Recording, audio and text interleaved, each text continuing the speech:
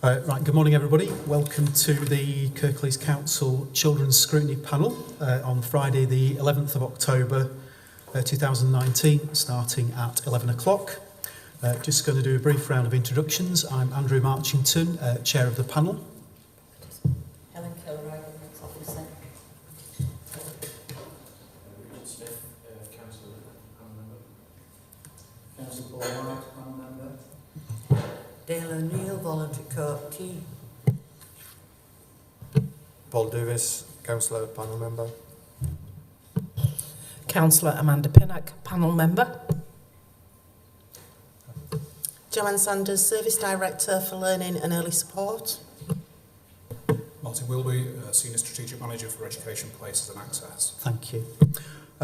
We've received apologies from Linda Summers, who's a panel member this morning. Thank you. Okay. Item 2, which are the minutes of the previous meeting on page 1, pages 1 to 3. Are those a correct record of that?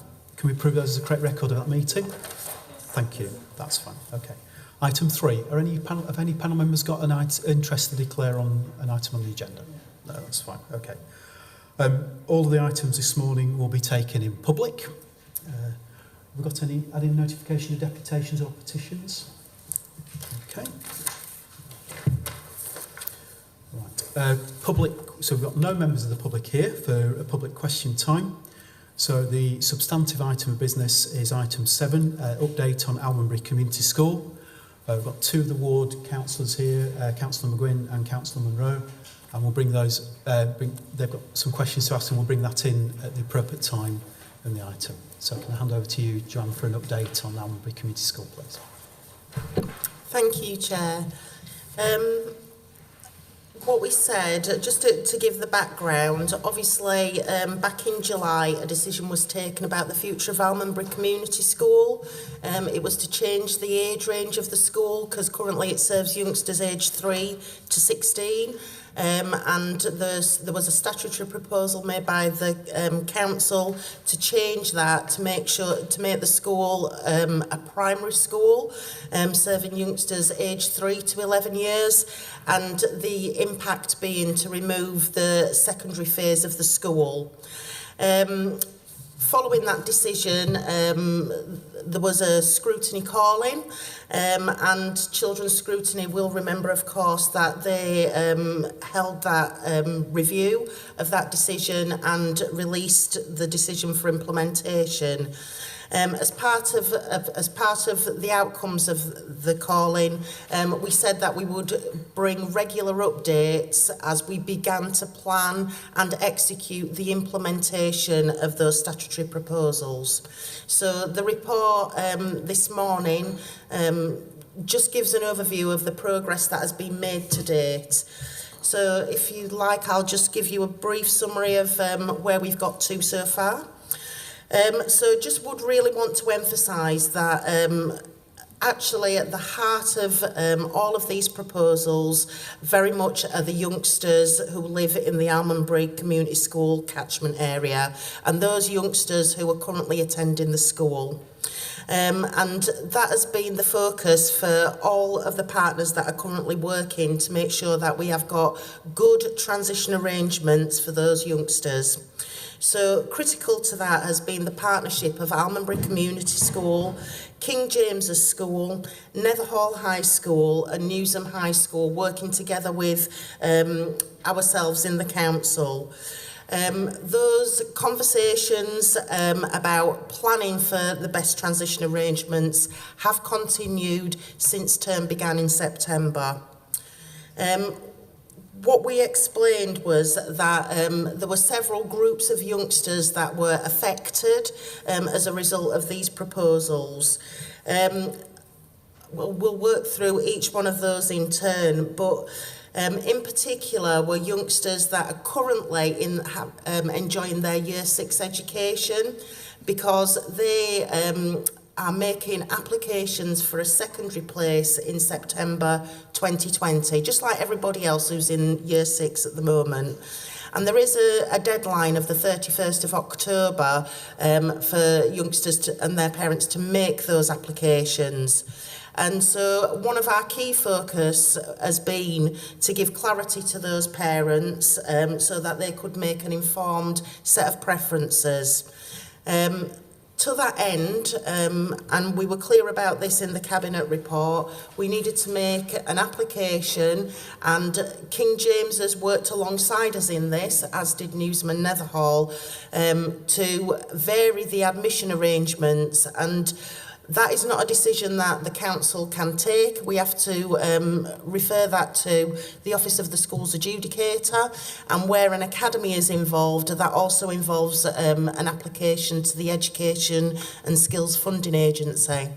So collectively and collaboratively, we did, as fast as we could, make those applications, and we're really pleased that they did liaise together, and we have had an outcome on a decision about the catchment area for next year's applications for Year 7, which gives some clarity for parents who are making their preferences.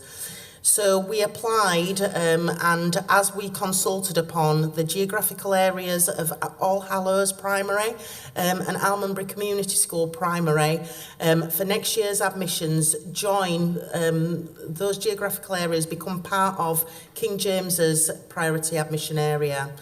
The geographical area that is Lower Houses Primary's catchment area for next year joins Newsham High School, so that's where those residents will get priority for a school place. And there were two smaller areas that were currently part of Almondbury Community Schools catchment area that were part of Dalton's primary catchment area and Moor Green's catchment area, and they are now part of Netherhall Learning Campus's catchment area. And we did write as soon as possible. We only got those decisions last Thursday and Friday. We did communicate that out to parents, both using our website and directly via letters through primary schools. We've worked with our partner primary schools to make sure that parents had that information.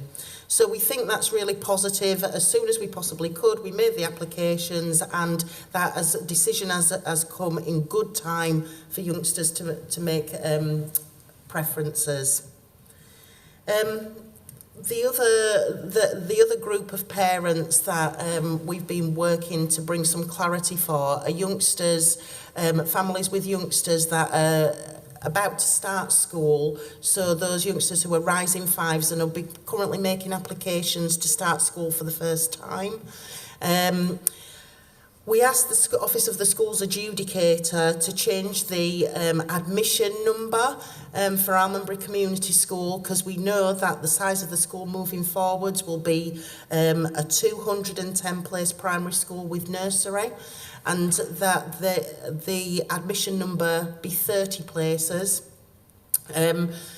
The Office of the Schools Adjudicator approved the variation to that admission number, and so for admissions to next year's reception year group, the number of available places will be 30, and then that will feed through the school year on year. So again, parents have some clarity about the numbers of places available when they make that application. What we are still working on is obviously the third group of parents, which are parents that currently have youngsters on the roll of Almondbury Community School in years 7 to 10. Youngsters in year 11 will have left the school by the end of this academic year, but the youngsters in current years 7 to 10 will require a transition to the role of another school. And we are working at pace in partnership, but we envisage being able to write out to parents with some clarity within a few days rather than weeks. We recognise that that's really important, particularly when we take account of sibling groups. And as soon as we possibly can do that, that is what we are geared up to do. The only other aspect that's included in the report, we were really clear that because Almondbury Community School is a school in special measures, as a primary school, it will require to convert to become an academy as part of a multi-academy trust with a sponsor. The Regional Schools Commissioner did write and has been considering whom will be a suitable sponsor, and has made a decision that Impact Education Multi-Academy Trust will be the sponsor for the school. So work will begin in due course about that academy conversion. More clarity is available, but that's as much as we can provide at this moment in time. What we'd envisage is being able to bring a further report at the next Children's Scrutiny with next steps and the progress made since today. So just to clarify, we're in a position, more clearer position for years 7 to 10 at the 8th of November meeting, Joanne. Is that? Yes, we'd absolutely envisage that. As I said, Chair, we're working as fast as we possibly can so we can communicate to those parents. We know they need clarity. Thank you. I'm going to ask the ward councillors who've come to, they've got some questions. We'll just see how the questions go and try and manage that and see when we get responses and stuff, and if we need to group them. If panel members have got follow-up questions based on what ward councillors are saying, then we'll see how it goes to clarify. But guys, we've had Joanne's update report about this from a scrutiny point of view, is looking at information that helps us, and it's effectively an evidence gathering stage about what we think is going on. I'm going to treat it like that. Okay, thank you. So, Councillor Munro. Thank you. My first question is, now the catchment areas for Year 6 children and below have been extended and approved. Can you tell me if King James's School will now be able to accept pupils if they apply as their first preference going forward? Will they be guaranteed a place at that school? There's no guarantee of any school place for anybody. That's the way the admissions code works. What those youngsters who are now, and bear in mind this is for the current Year 6 only, because those admission arrangements have been determined. What they will receive is a higher priority because they are within King James's priority admission area.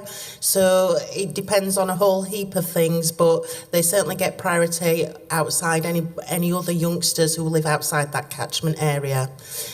Just to pick up on future years, what happens every year, as set out in the school admissions code, there's an annual opportunity to consult on admission arrangements for schools, and that includes things like oversubscription criteria and their admission number.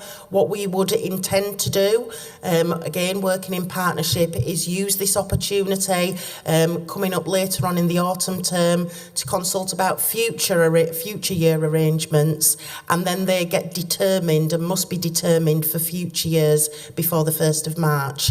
So this we had to ask the adjudicator. It was very, very specific because those admission arrangements had previously been determined. Panel members, have you got any follow-up questions to that? So can I just clarify? So it means that with the change of the priority admission areas, so the children with the change that there'll be a higher priority or priority than they would have had before that change then? Yes, that's correct. Every school or academy, whichever type of school, each has to publish their oversubscription criteria. In Kirklees, every child is included in somebody's priority admission area. Although we do have schools that don't have a catchment area and use a distance oversubscription criteria, but because those youngsters now are included in that catchment area, they have a higher priority than they would have had previously. So I'd just like to know then if you could just explain what the arrangements are for the children who are currently in Year 5, because they're obviously different from the children who are in Year 6. It's a different arrangement for them. If you could just explain that, please? Well, Year 5 aren't currently applying for Year 7. They would apply this time next year, and that's what I tried to explain. So there'll be another opportunity in the autumn term to consult about oversubscription criteria, and we'd envisage holding a consultation as we do every year, and that we'd be working in partnership with the schools in question, with a view to regularising that going forwards. So we can only ask the adjudicator to make a determination about something that has already been determined in the past. That's why we had to apply there rather than agree it ourselves. Thank you. Councillor McGinn, have you got a question, anything on admissions? Yeah, the published admission limit for King James is 186. In the original consultation, it talked about possible expansion of King James by 30 places. Do you imagine this will happen in the next few years at King James's, or if at all? Is that part of the consultation on oversubscription? I think I can't answer that at this moment in time. We're in conversations in partnership with the schools that I told you about. We'll bring clarity as soon as we're able to do about the available number of places, but we'll look at that very carefully. We want to be able to give a really good transition arrangement for all youngsters, but also thinking about numbers of available places going forwards. So it's definitely the numbers as well as the catchment areas what we're currently discussing with the partnership of schools. Oh, sorry. My second question is, your plans could result in children who are already in secondary provision at ACS being forced to travel to other schools outside Almonbury Ward when their younger siblings will be able to attend King James School. Where both parents work, such a situation is totally unacceptable. What do you have to say? So just clarify that as a question rather than a statement, Councillor Monroe. I think it's the issue about sibling, different siblings going to different schools, which obviously is a bit of a concern for parents. Yeah. Completely accept what you say, Councillor Monroe, but what we would ask, and it's consistent with the advice we've given to parents, we at this moment in time we're asking people to please bear with us. We are working, as I've said, at pace to bring clarity about the transition of those youngsters that are currently on the school roll. As we work through that, if there are impact on travel and transport, we'll have those individual conversations with families. I would say that we are striving to bring clarity so that youngsters who are in Year 6 who may have an older sibling, families can make informed preferences for all of their youngsters. So we have listened really carefully to what parents have been saying to us all the way throughout the process, and we're very mindful of that in the conversations that we're having with the partnership of schools. Panel members want to follow up on that? Paul? Yeah, it was just a point of clarity in terms of the pupil admission areas. I presume that's a permanent arrangement now going forward. All right.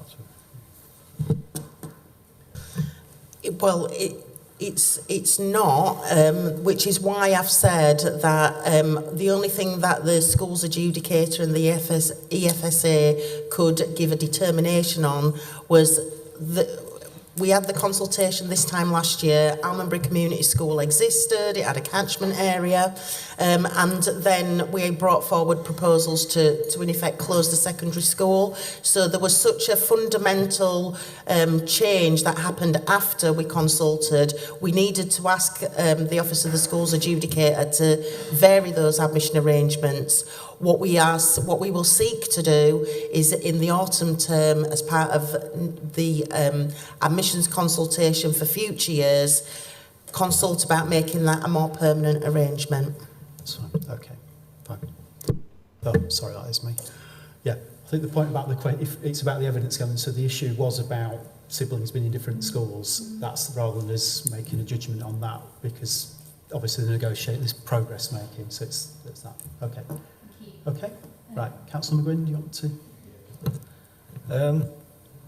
Has the change in school arrangements been costed at all? Have you had done a cost-benefit analysis to how much it was going to cost the council in the end, as regards buildings, for example? It's about costing. Is that relevant to the? I think it's quite a big question. I'd just like to clarify what it is you're asking, because we are very mindful that transitional arrangements, changes to make sure that the Almondbury Community School primary phase is fit for purpose and suitable. There's a whole heap of costs, that some of which will be one-off, some will which we need to make sure that school funding arrangements follow the youngsters. What I would say is we have established a multidisciplinary programme team which will encapsulate the funding, HR, pupil transition, CPD opportunities, capital development and delivery. So that is something that very much in view, and Schools Forum asking to scrutinise that as well. So I think we can only do one thing at a time, and some of that will be determined by what's pupil led. Right, thank you, Joanne. I think, right, because again, what we were asked to do is an update from that, and we're talking primarily about transitions today. We've had the significant stuff about. If there's other stuff that's brought up today, rather than Joanne having to answer that now, then perhaps there's things that Scrutiny might want to take up. So perhaps one of the things we want to do, rather than looking at that. So if we can stick to questions about transition arrangements based on the update, if that's all right. Okay. Fine. Do you want to follow? Have you got other questions on those lines, Councillor McGuinn? No, my next question is a Fine. question, actually. Fine, yeah, okay. Councillor Munro. This is a parent question I'm asking on behalf of the parents. Current advice for parents of children in a secondary phase at Almondbury Community School is to wait for an announcement from Kirklees regarding their future. However, some parents would like to get their children settled as soon as possible. They have rung both Newsham and Nether Hall to ask if they could look around the school and ask how many places are available, to be told Nether Hall is full and Newsham only has a handful of places for year 9. She wants the lady who's asking this question wants to know, is this a mistake? We have been repeatedly told that Newsham has plenty of capacity, but then Newsham High School are telling parents they do not. So that's the first question she's asked me to ask you. Councillor Monroe, what we'd advise parents, we've set up a dedicated email address, so if a parent wants to have a one-to-one conversation about options, we're geared up in pupil admissions to have those. So that information is included in the parent communication. So I'd rather have one of my team have an individual conversation to work through those arrangements. But our advice, as I've said, is we absolutely understand people want their youngsters to be settled, and we are very close to being able to communicate directly with parents, but absolutely we're willing to have one-to-one conversations. So if you'd like to advise that and other parents, then we can have a quality conversation. Thank you. Thank you. I mean, I'll pass that information on to her, but I don't think she'll be very happy with that response. I think she really wants to know. She's very anxious and she's desperate to know what's going on, really. So, anyway, my next question. So, if there's questions, we'll make a note of the questions that are asked today, and if there's things that need following up, we'll try and make sure that things are followed up, and keep an eye on that so it's picking up. So we're not necessarily going to get all the answers today, nor we're going to be in a position to give all the answers, but it's about making sure, because this is it's a process we're going through. So thank you for the question. Right. We'll make a note. Okay, my next question then is, she's put there's a rough timeline of when to expect information. It's really stressful to be told to wait for information and have no idea for how long. She appreciates there's lots of work going on in the background, but she's not seeing anything, and I think that's that's causing a lot of the problems.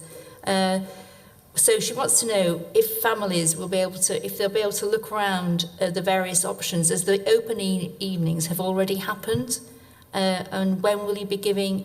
So she'd really like to know if they'll be able to go visit schools separately because they've missed the open evenings. Right, so I'm just filter. So again, some of the information has come out relatively recently. So the primary focus of that question is about opportunities to look around high schools when open evenings have already taken place. We'll be looking to put on bespoke arrangements for those families that are affected, those who are currently on the roll, and we're looking at more than one opportunity for that. So we're the parent in question will be like all the other parents, and just want to re-emphasise we absolutely are working as fast as we possibly can to bring clarity for every single parent. It is a stressful time, we acknowledge that, but we're trying really hard to get the best possible pathways for those youngsters. So thank you for that. Okay. Councillor McGuinn? Yeah, I've been contacted by several parents asking whether they can transfer, and I know they can transfer during the school year.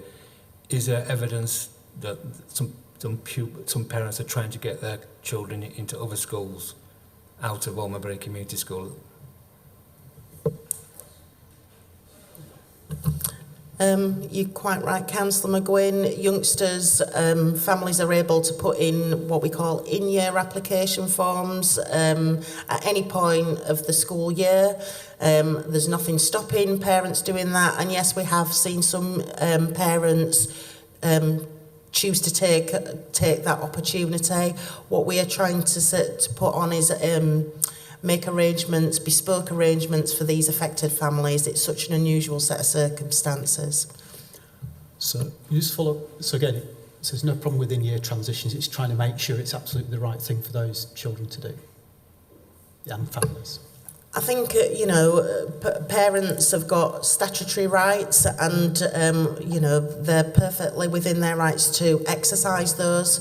Obviously, one point of frustration at this moment in time is there'll be limited numbers of school places at different schools. What we are working upon is specific transition arrangements for these affected youngsters. But again, just like we've said before, we'd absolutely be keen to talk to any parent to advise them about options that are available to them if they wish to undertake that right now. Okay, thank you. Want to follow up on that? Can you quantify the numbers that have actually left Almabury Community School? I think if we could ask, I think that's something we'll keep an eye on. So if there are numbers, because I wouldn't expect somebody necessarily to have those numbers for this meeting, given that question just being asked. So, is that all right for a follow-up? Yeah, fine.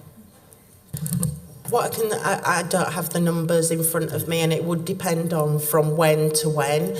What I can give you, which I'm sure you'll be keen to understand, is we are tracking every single youngster because we want to make sure that we've had communication and there'll be a planned transition for each of those. So we very much will track each youngster to make sure that they have a pathway, either because they've chosen it in advance or because of the arrangement that we're looking to put in place.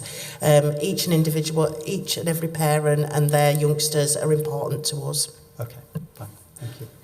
Panel members, questions? Paul? You mentioned the Academy Trust has been selected. Could you tell us some more about the Academy Trust? I'd be very interested to know what they currently cover, what their success record is in terms of the schools that they manage at this moment. I can't tell you an awful lot at this moment in time, so but that is definitely something we could include in the report for next time. Just to be able to say it's not local to Kirklees, but it is local to Calderdale.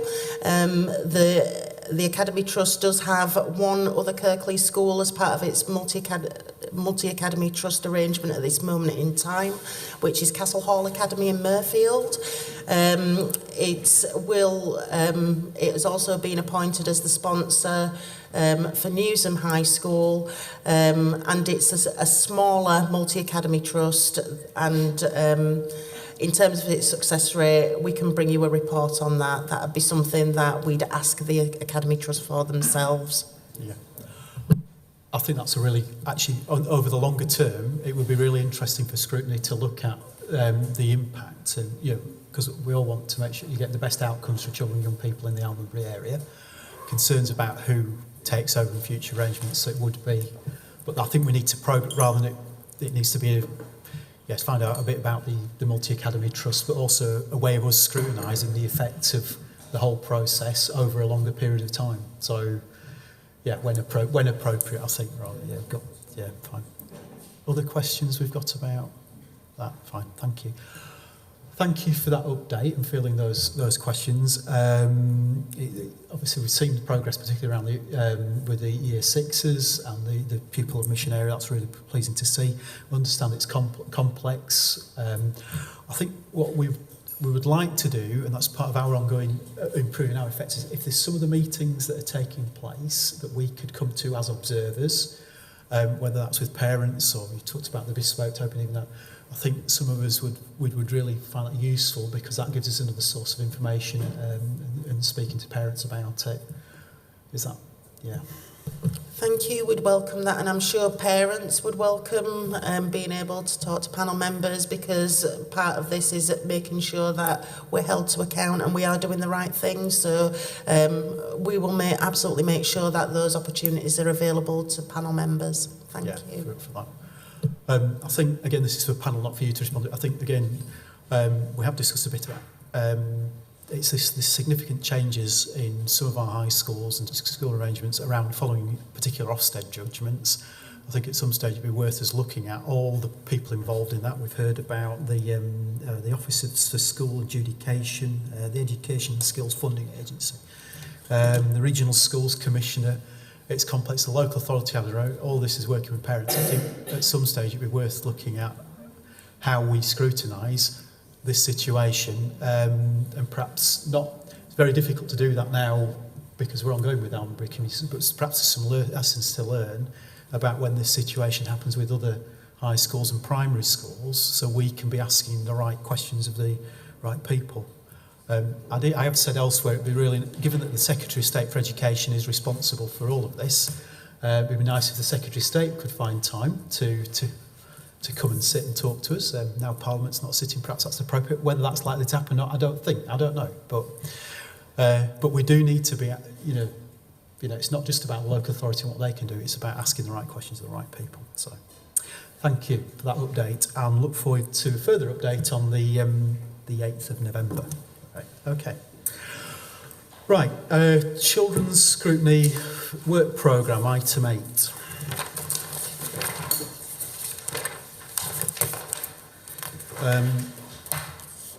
Just looking quickly through. So on the meeting on the 8th of November, we've got Early Support Partnership and Education Care coming up. Are we online for the other? Helen, are we online for the other stuff coming through? Yeah. So we've got the performance report coming through. Update on... that's the other major thing. Thank you to Dale, who picked up last time about the increase in repeat referrals within children's looked after children. Steve Conn responded to that and let us know there's a piece of work coming through. We're going to have a full report from that at the 8th of November meeting. I think we appreciate that. We've had discussions about how we can scrutinise more effectively the number of children in care. We're going to see if we can programme some visits in that we discussed beforehand to help us with that. We'd appreciate that. Some discussions about that, and perhaps we might just be in a position for the November meeting to feed back to panel about how some of those visits have come on, so we can look at that. Any other questions about the work programme? No, fine. Thank you.